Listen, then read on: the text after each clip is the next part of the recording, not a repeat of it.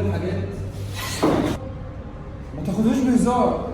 السلام عليكم اهلا عزوة في الدنيا، عزوة انس والا وحشني قوي يا جماعه والله العظيم. انا عارف ان انا مقصر معاكم ومختفي بقالي فتره، بس كان في ظروف جامده والله العظيم. باذن الله نبتدي نصور من الاول وجديد ونرجع اقوى من الاول. انس والله كان تعبان الفتره اللي فاتت، اكيد كنتوا بتشوفوه وانا ما كنتش ببقى موجود معاه. انا ما ببقاش موجود معاه عشان لسه قايل لكم ظروف وبتاع، وان شاء الله كل حاجه تتحل ونرجع احسن من الاول بكتير. طيب انا رن عليا التليفون، رن امبارح. ففي ناس كلمتني قالت لي احنا معانا حل لمشكله انس. طب ايه يا جماعه انتوا مين؟ فقالوا احنا ما نعرفك بنفسينا،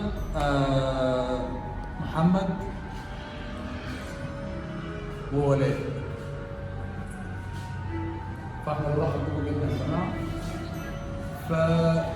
فاحنا بصراحه يعني قلنا ممكن يكون حد بيشتغلنا كالعاده زي ما انتم عارفين. ناس كتير بتخش تتكلم وده يقول لك اساعدكم وده يقول لك اعملكم، يعني الناس بتهزر يعني مش مشكله على قلبنا زي العسل. فاحنا لا هم اصروا وعايزين يعرفوا المكان عشان يقولوا لنا، وقالوا والله احنا هنساعدكم بجد. هم ناس مغامرين برضه، بس لحد ما صوروش حاجه. بيغامروا بس ما بيصوروش، يعني ممكن يخشوا مكان يغامروا فيه بتاع كده بس مش بيصوروا يعني حاجه. فهم عارفيننا ومتابعينا من بدري واحنا اخوات كلنا في الاول وفي الاخر. فلما قالوا لي كده واصروا قلت لهم يا جماعه المكان في الحته الفلانيه. فاحنا جينا دلوقتي اهوت ورنيت على انس، قلت له انس تعالى لي انا في ناس قاعده معايا نحل المشكله بتاعتك. وانس جاي ماشي حالنا التليفون.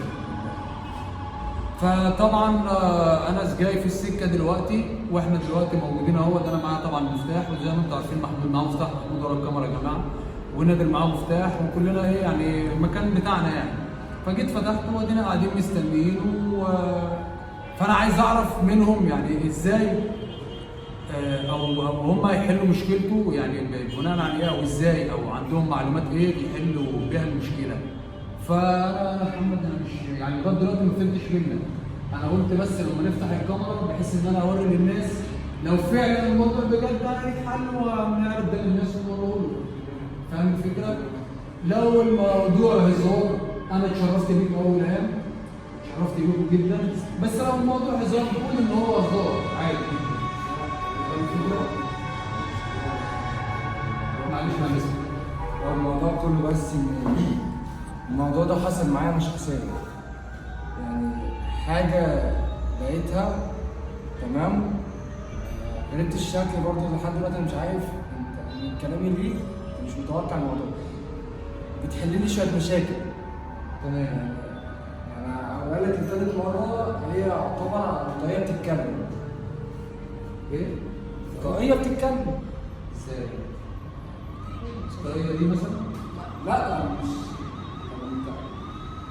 هو عامة أنا لو بتتكلم ازاي؟ بتتكلم يعني بمعنى صح، تيجي تحكي لها على المشكلة دي تمام، وفي نفس الوقت بتحله لك، بس في بمقابل هدف. زي ما تحل لك طلبة لازم تطلب منك طلب معين وأنت لازم تنفذه. طب ازاي؟ معلش يعني الطريقه دي بناء على ايه او عامله ازاي او شكلها عامل ازاي؟ معلش على صوتك. انا تعبت منها لما رحت قلت له شفتها. ايه التعب؟ ازاي؟ انا شفتها لما شفتها. لا يعني تعبت برد ولا تعبت يوم عليكي ولا يعني فاهم قصدي؟ او تعبت مثلا زي سحر زي لا كنت بشوفها. مشكلتك دي مش عارف تحدد لها. ما كنتش بقول معاكي كنت بقعد. كل حكايه لما بشوفها بتتكلم معايا وتقول لي اعملي حاجه عشان انا اساعدك في حاجه ثانيه. يعني الحاجه دي هنفترض ان هي ماشي تمام انا معاك، هنفترض ان هي صحيحه. بتطلب حاجات مقابل حاجات.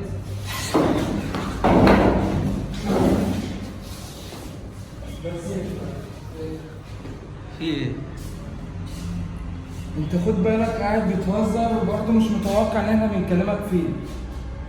يعني انا عمال اتكلم معاك وبرضه يعني بكلمك، لو مش حابب الموضوع ما تاخدوش بهزار، ده بجديه ما فيهوش هزار نهائي.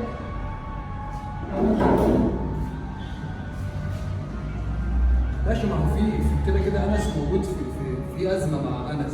طيب مش تمام. شرط يعني يبقى السبب اللي انت بتقول عليه دوت اكيد يعني اللي احنا فيه ده شايف ايه طيب؟ انت كوجهة نظرك انت شايف ايه؟ انت قاعد كلمتك مره والتاني بتاعتك، انا لو جاي ان انا دوره مش هاجي خالص، لكن المشكله حاجه واحده اللي انا جيت قلتها لك، الطلب قصاد طلب، يعني انا هحل لك مشكله بس قصاد المشكله دي انت برضه تديني طلبي، بس انا مش مسؤول عنها، انا مش مسؤول عنها. فحاول تقتنع بكلامي، انا مش عارف اقول لك اكتر من كده. طب هي الطريقه دي فين؟ مش شغال برضه لغايه دلوقتي. يا ريت بس ما تاخدش الموضوع بهزار، خده بجد، عشان انا مش بص، انا خارج عن ايدي عن اي حاجه هتحصل، فانا بقول لك في البدايه عشان ما تحسبش ان انا ليا ضر حاجه او اعمل حاجه ثانيه غلط. انا جاي لهدف معين بس.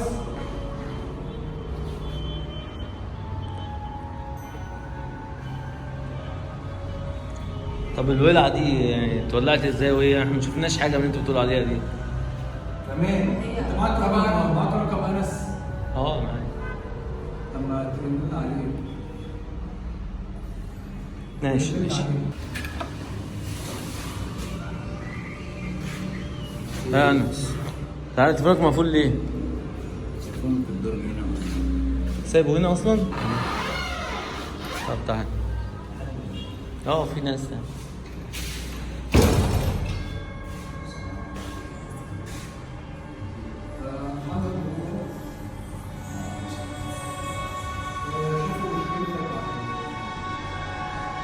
على اليوتيوب بيقول عندنا حل يعني نحل المشكله بتاعتك. تعرفوا يعني مين اللي بيعمل كده ده يعني؟ لا في حاجه احنا عندنا انا كنت انت تيجي من شويه بص كان بيحصل معاك الحوار ده ولا من الارض ولا؟ لا. الأرض بتولع؟ كل اللي تغير تتكلم وتحل المشاكل بس بتطلب مقابل حاجه تاني. ايه اللي بيتكلم؟ الارض بتتغير. طاقية بتتكلم؟ فبص ان انت كل كله طريقه بتتكلم وبتعمل وبتصور انت الارض مره واحده من غير ما أنا فاهم في حرق إيه؟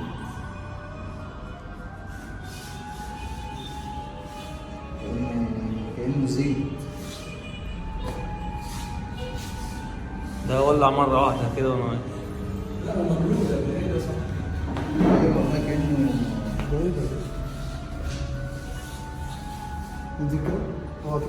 كأنه زيت كده. في زيت كده على الارض. مبلوله. بس إن كان الزمن كله مسير ولا لا؟ أنا مش فاهم الطاقية هتفيدني في إيه يعني؟ هتفيد ان انت في حاجات تانية، يعني انا حصلت معايا كام مشكلة، ومقابل المشكلة بتاعتي انها تتحل، ومقابل ان هي طلبت مني نفس الطلب، بس بطلب تاني، بس انا بلغته كذا مرة، قلت له انا مش مسؤول عن طلباتها، هي بتنفذ وبتعمل الطلب اللي انا باجي في مشكلة حصلت معايا كتيرة قبليها، انا كنت حابب ان احنا عايزين نوصل له ما عرفناش، الحاجة دي عملت لنا حاجات بس انا شايل ايدي تما مدا ان المشكله كلها ان هي الطلب بتاعها عكسه خالص، فعلى حسب، فانا ما اقدرش ان انا افيدك في دي، بس يعني كحلك او مشكلتك هتتحل في وقتها. طب ما هو ممكن الطريقه اللي انت بتقول عليها ديت تحل ديت بتطلب حاجه اوحش. ماشي تمام انا معاك في دي، بس هي على حسب، انا لحد دلوقتي بتجيلي طلبات كانت بسيطه معايا. وبتقول على حاجات بتحصل. تقول على حاجات بتحصل؟ بتحكي على الشخص اللي قدامك هو يعني أنا دلوقتي لو أنا طلبت منها حاجة هي هتقدمها لي وبعد كده تطلب مني حاجة قدامها. طب وأنتوا متأكدين قوي من الموضوع ده ليه كده يعني؟ انا في البدايه كم مشكله حلتهم، وطلبت مني في كل مشكله او كل حاجه عايزه تتحل او كل حاجه بتحصل معايا نفسه بعد ما الموضوع منتهي، فبمقابل دلوقتي يعني أنا أتأكد منين إن الكلام اللي أنتوا بتقولوه ده يعني حقيقي؟ معلش. عادي حبيبها حابب ان انت تتكلم عن الطريقه وتعمل مشكله يا ابني ازاي تقدر تحلها. بس انا الشرط الوحيد ان انا يبقى عايز ايدي عن كل حاجه. عشان لو حصل اي حاجه ما تبقوش تقولوا انتوا اللي عملتوا كده. ما فكرة عايز ايدي دي بصراحة هي اللي خلاني قلقان يعني. انا ماشي، انا جاي بقول لك في حاجه حلت لنا ليا وليا في نفس الوقت حاجات كتير. طب على حضرتكم كحاليا لا، يعني هي حاجه بس مجرد في حاجه حصلت ما بين الحاجات بس كمره فقط لا غير. ممكن اعرف اللي حصل يعني. صعب ليه؟ زي ما بمعنى صح كده، زي ما ايدك سر مع حاجه عشان ممكن انا في خيال عندي.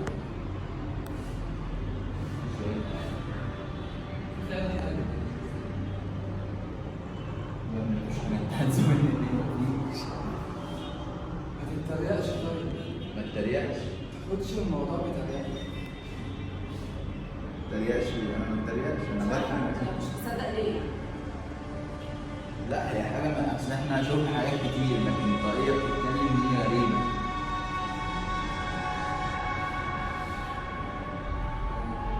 عارف ارد عليك كده. طب انا عايز اتكلم معاه. يعني طالما هي هتساعدني انا عايز اعرف اللي بيعمل كده مين. ما تقلقش لو طبعا احنا جينا انتوا الصغيرين لما تكون مش اجباري ان احنا موجودين وقت ما بنيجي نتكلم على اكل نكون موجوده معانا. وقت ما بيجوا يتكلموا عليها بتكون موجودة معانا. برضه ما هنا فضل يتريق واخد الموضوع في اول الموضوع تريقه. هو شاف المواقف، هو اتفاجئ برضه من نفس الموضوع. مش عارفه ماشي، مش ماشي. مصدقه ليه يعني. هي المفروض روح مجال وراكم يعني مش فاهم. انت تريقه. ايوه يا عم انا عملت كده. ماشي بتقول لك بس مش عايزك تاخد الموضوع بطريقه. يعني لو الموضوع بطريقه وشايف ان الموضوع سهل انا ما كنتش جيت. وانا جيت قلت لك في البدايه انا ما بحبش ان انا اضركم، واحنا من اكتر الناس بتحبكم معانا صح؟ احنا عشان احنا والله احنا برضه يعني ما احنا بنصورش الكلام ده، احنا بنحبه بس ما بنصورش الكلام. ماشي، ما هو لو اللي بيتكلم مجنون اللي بيستمع اكيد عادي. فاهم الفكره؟ يعني ده او ده. ازاي يعني طاقيه انا ما اعرفش لها ايه، ايس كاب ولا طاقيه ليزر ولا ما اعرفش. بتتكلم ازاي بتتكلم؟ هو انت بتتريق كتير؟ لا انا مش بتريق كتير، يعني هي ازاي بتتكلم؟ انا مش عارفه انت مش مصدق ليه بجد. يعني بتتكلم وبتهزر احنا وبتاع. جايين يعني نحل مشكله وانت جاي تقول مش عارفه ايه. انت مش حابب ان الموضوع يتحل؟ في حاجة وهي صح. هم عمالين يتريقوا ويقولوا مش مصدقين محتاجين، مش عارفه ليه. مفيش مشكله احنا ممكن نمشي. مش قصه تمشي ولا ما تمشيش، قصه ان انا ما شفتش حاجه. ايه ده يا عم؟ ايه في ايه ده؟ تبعد كده يا عم. اقعد انت بقى بهزر واخدين الموضوع بهزار ولعب.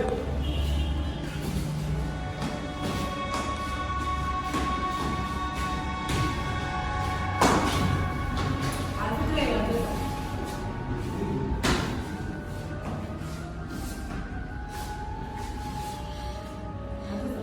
بتشتغلوا ايه؟ انتوا بتعملوا ايه انتوا ولا يعني ما شفتش ولا طوارئ ولا حاجه، انا كل اللي بسمعه كلام منكم دلوقتي بحس ان انتوا بتعملوا الحاجات دي. احنا بنعملها ازاي طيب؟ هم نعملها واحنا قاعدين ازاي يعني؟ عادي ايه يعني الفكره؟ ازاي عادي؟ ازاي طيب؟ لو دي حد موبايل. بيعمل سحر ولا بيعمل حاجات من الحاجات اللي بيعمل دي عادي سهل. لا مش حاسس ان احنا جايين كده صح؟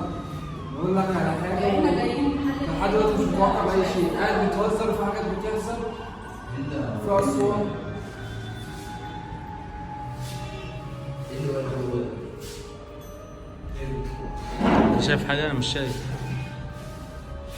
في حاجة واقفة في الأرض وأنت هما إيه ده؟ ده قرطاس. هو إيه اللي على الأرض ده؟ هو ده. هو ده إيه؟ بتتكلم بالصوت الأول كده؟ انت بتقول طاقيه، دي مش طاقيه، ده قرطاس. ده قرطاس. ايه اللي متوقع ده قرطاس. عامل زي البتاع اللي احنا بنصور كده. ايه اللي هيجي ده بتاع يقول البيبسي ده. تعمله كده وانت تيجي تقول له قرطاس. بتتحرك. ناس ازاي بيقولوا ازاي يعني؟ إيه كده؟ طب تعالوا بص ايه تعالى بص. في حاجه واقفة. على فكره هو ده. هو دي ايه دي؟ هي هي ازاي يعني؟ ايوه هي دي بتاعتها. انت فاكر إيه كده؟ ما عشان انتوا مقضيينها هزار. على فكره ممكن زينة من بتقولوا ايه؟ لان المفروض المشاكل هو هزار ده ما ينفعش. عشان انتوا قاعدين تهزروا. وانا عارفين انكم انتوا بتاخدوا المواضيع ثلاث ارباع المواضيع بتاعتكم كلها جد. يعني انا مش جاي في هزار. انتوا عاملين تهزروا. انا كان بيضحك انت الموضوع بيهزر بتقولوا سنيجر. يعني حاسس ان انا جايب لك اراجوز. بما إني وصلت لحد هنا فأنا محتاجة أتكلم معاكم شوية. يا ريت دلوقتي. أنا الطائرة المتكلمة ودول الخطوة. ايه ده؟ العيال دي شكلها شياطين.